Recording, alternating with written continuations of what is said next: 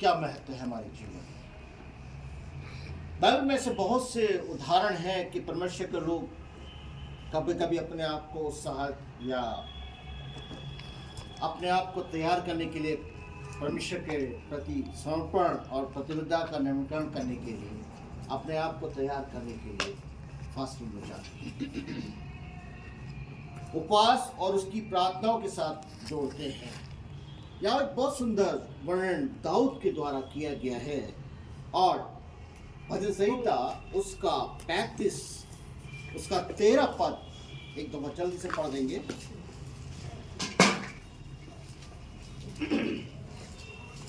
जब वे रोगी थे हाँ, तब तो मैं टाट पहने रहा और उपवास करके जोक उठाता रहा, और मेरी प्रार्थना का फल मेरी गोद में लौट आया। मेरी गोद में लौट आया। यहाँ पर देखते हैं कि अपने आप को उपवास के समय में, ये जो 40 दिन हैं हमारे जीवनों के लिए बहुत महत्वपूर्ण होते हैं।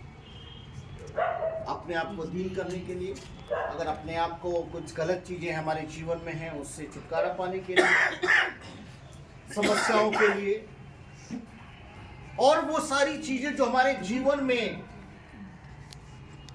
गलत चीजें हैं उससे छुटकारा पाने के लिए।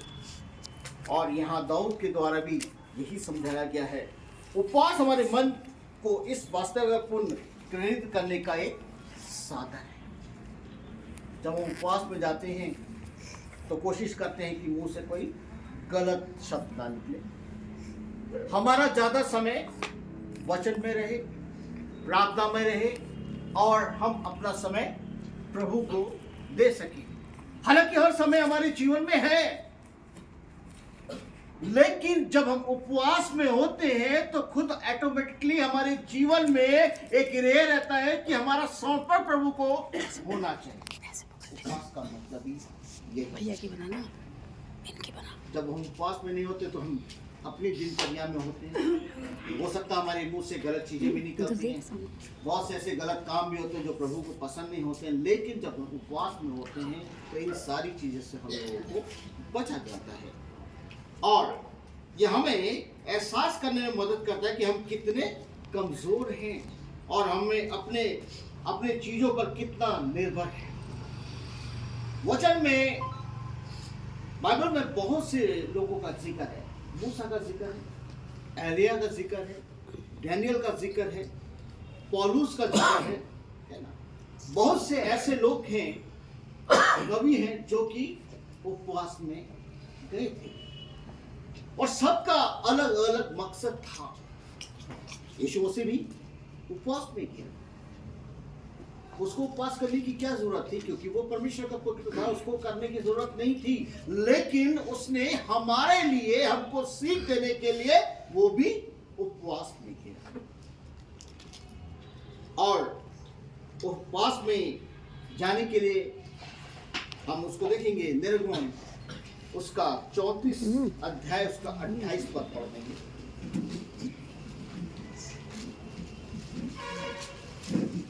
निर्गमन उसका 34 का पद 28। मूसा वहाँ यहोवा के संग 40 दिन और रात रहा। देखिए यहाँ पर क्या हो रहा है, यहाँ पर थोड़ा सा कंफ्यूजन बहुत है कि मूसा जब पर्वत पे गया तो वो 40 दिन और 40 रात, पढ़ दीजिए इसको पूरा, फिर मैं बोलूंगा। और तब तक तो उसने रोटी खाई और ना पानी पिया। ना रोटी खाई और ना पानी पिया। और उसने तख्तियों पर वाचा के वचन अर्थात 10 आज्ञाएं लिख दी। अब जब मूसा वहां पर गया और वो 40 दिन और 40 रात निहार रहा, ना उसने खाना खाया और ना ही पानी पिया। लेकिन क्यों? ये क्वेश्चन आता है, लेकिन क्यों? क्योंकि जो प्रभु परमेश्वर की सामर्थ इतनी अलग थी उसके अंदर कि वो दिन और रात को भूल गया, क्योंकि प्रभु की प्रेजेंस इस तरह की उसके उस टाइम थी।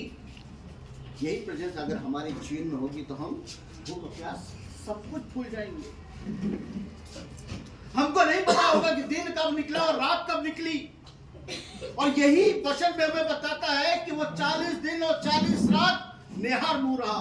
उसने ना कुछ खाया और ना कुछ पिया, क्योंकि वो जो प्रभु का प्रेजेंस उस समय था, उसने उसके भूख और प्यास को खत्म कर दिया। लेकिन 40 दिन का जिक्र उसका में है। और पहला राजा उसका 19 का 8 में देख लेंगे। मैं आपको वचन के द्वारा सब बताना चाहता हूं कि उपवास के बारे में वचन में कहां-कहां लिखा गया है। तब उसने उठकर खाया पिया और उसी भोजन से बल पाकर 40 दिन रात चलते चलते परमेश्वर के पर्वत होरेब को पहुंचा। ये एलिया के बारे में बात कर रहा है। एलिया के जीवन भी यही था, है ना? उसने 40 दिन पहले खाया था, उसके बाद 40 दिन वो ना खाया ना पिया। जो बल उसके अंदर था उससे वो चल सका। प्रभु हमारे साथ भी ऐसे ही करना चाहता है। हमको जब जाने के लिए प्रेरित करता है और जब वो बल और शक्ति हमारे जीवन में आ जाती है तो हम क्या करते हैं? सामर्थ्य हो जाते हैं। और वो हमारे लिए उत्तरदायी होता है। आगे हम देखेंगे डैनियल उसका 9 का 3, वहां भी इसके बारे में आपको रेफरेंस मिलेगा। डैनियल उसका 9 का 3।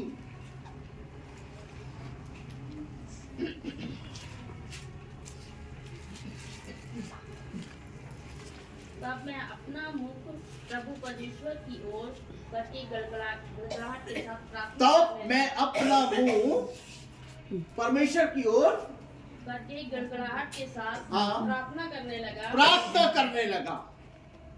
यहाँ पर क्या है? गिड़गिड़ाहट के साथ वो प्रार्थना करने लगा, यानी कि वो परमेश्वर से क्या कर रहा है? प्रार्थना कर रहा है। जबकि डैनियल 3 टाइम प्रार्थना करता है, उसके बावजूद भी वो क्या करना? गिड़गिड़ा के प्रार्थना करना है और उपवास कर हाँ। टाट पहन रात में बैठकर वरदान मांगने लगा। वरदान क्या हम वरदान मांगे? हमारे लिए भी वही कि हम प्रार्थना करके अपने लिए क्या मांगे? वरदान मांगे, सामर्थ मांगे, शक्ति मांगे कि प्रभु हम तेरे अनुसार चलने वाले बन सके। जिस तरह से आप चलते थे उस तरह से हम भी चलने वाले बने। डैनियल ने ये और भी रेफरेंसेस है। अगर डैनियल 10 का 2 या 3 पढ़ेंगे, दूसरा कुरिन्थियों उसका 11 का 27, उसमें भी आपको ये रेफरेंस मिलेगा। मत्ती 4 का 2 और पढ़ दीजिए। मत्ती 4 का 2।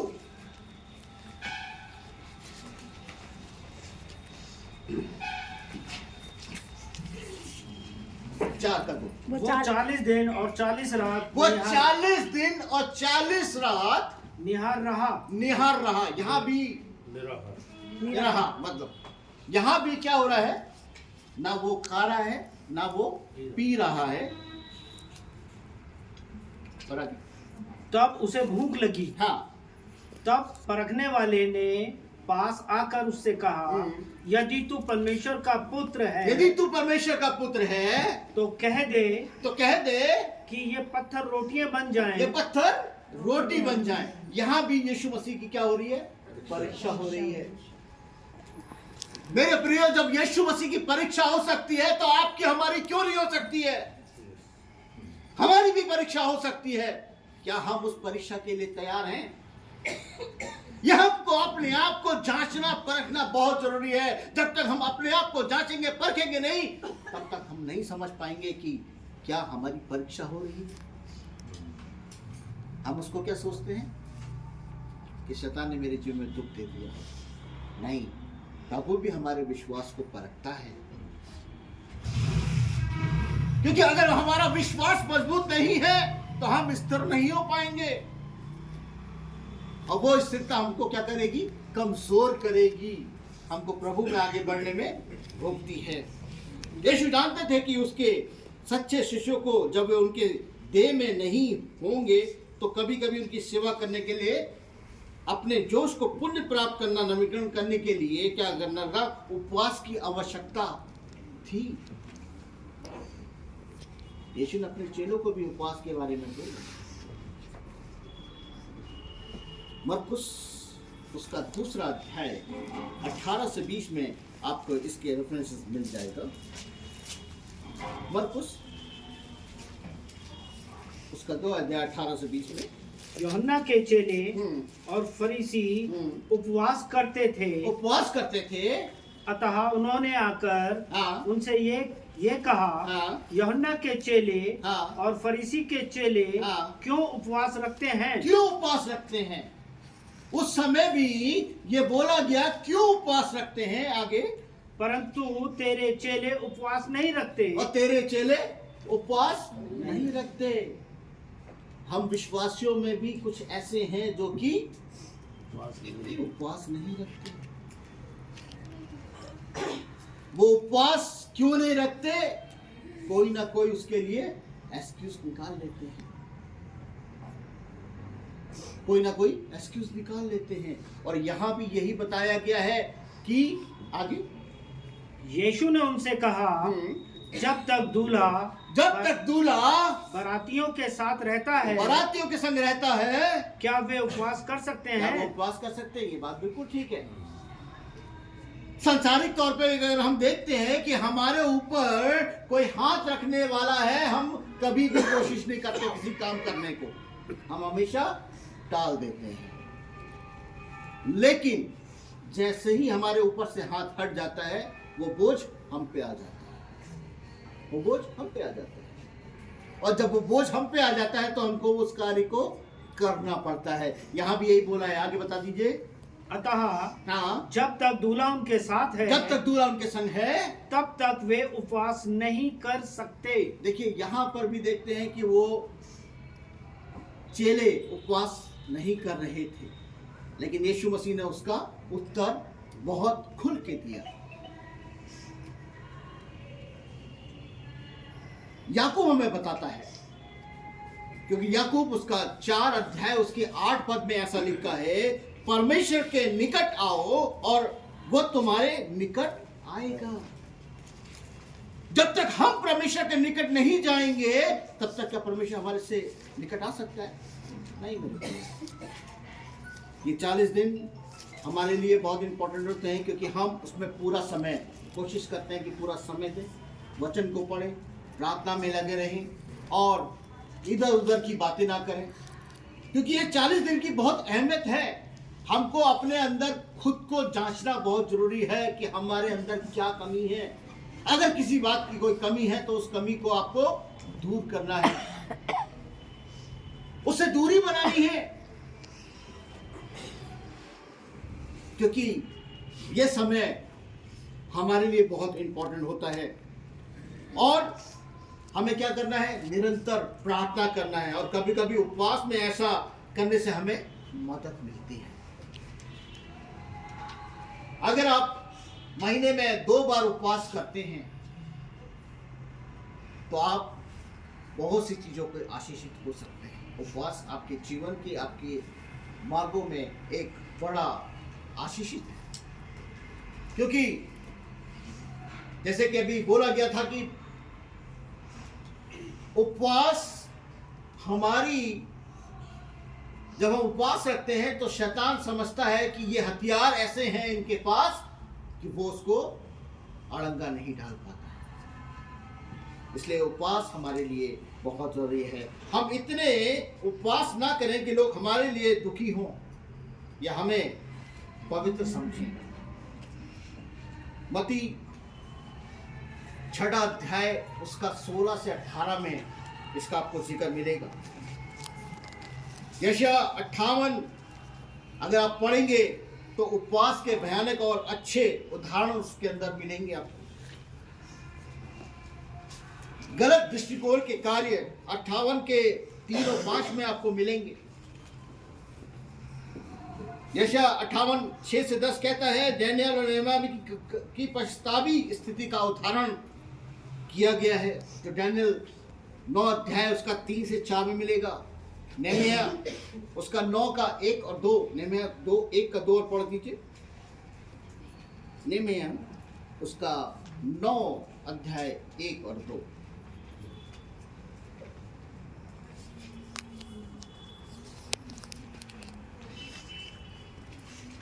मिला?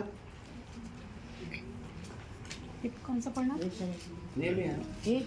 9 का 1 और 2।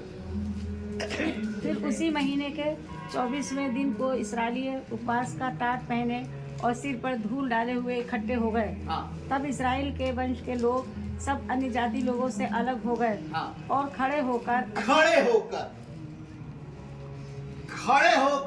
उन्होंने क्या करा? आगे अपने अपने पापों को और अपने पुरखों के अधर्म के कामों को मान लिया। अपने पापों को मान लिया। उस समय मैं पढ़ रहा था एक बुक में, तो उस समय जो बताया गया है यहाँ खड़े होने का मतलब था कि विनम्रता, उसके अंदर हम्बलता है। खड़े होकर वो अपने पापों की क्षमा मांगा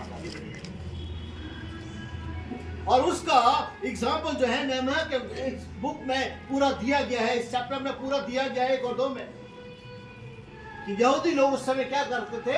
खड़े होकर परमेश्वर से माफी मांगा करते। हम आगे देखते हैं कि उपवास हमें प्रायश्चित के दिन के सबक सीखने में मदद करता है। क्षमा, परमेश्वर के साथ मेल मिलाप, शैतान का विरोध करने और उसके हटाए जाने के समय के लिए प्रार्थना की आवश्यकता हमारे लिए होती है। लास्ट में हम पढ़ देंगे प्रकाशित बाब उसका 20 अध्याय 1 से 3। प्रकाशित बाब उसका 20 अध्याय 1 से 3 पढ़ो। फिर मैंने एक स्वर्गदूत को स्वर्ग से उतरते देखा, जिसके हाथ में अथाह कुंड की कुंजी और एक बड़ी जंजीर थी। एक बड़ी जंजीर थी। उसने उस अजगर अर्थात पुराने सांप को, जो इब्लीस और शैतान है,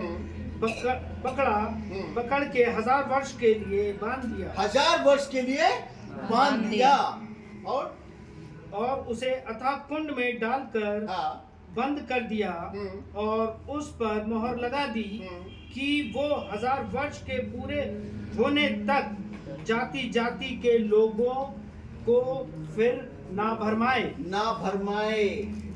परमेश्वर ने व्यवस्था तो हमारे लिए पहले से कर दी है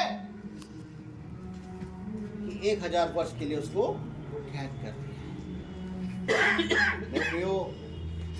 उपवास का महत्व हमारे जीवन के लिए बहुत जरूरी है, उसको ठीक से समझना बहुत जरूरी है। ये उपवास का समय हमारे जीवन में एक नया परिवर्तन, एक नई चीज हमारे जीवन में आ सकती है। हर एक बुरी आदतों को हमारे जीवन में निकालने का समय है। अगर हम प्रार्थना नहीं करते हैं तो हमें प्रार्थना करना चाहिए। हम वचन नहीं पढ़ते, हमें वचन में जाना चाहिए, क्योंकि आत्मिकता हमारे जीवन के लिए बहुत जरूरी है। प्रभु इस वचन के द्वारा आप सबों को, हम सबों को आशीष दे। खुदा की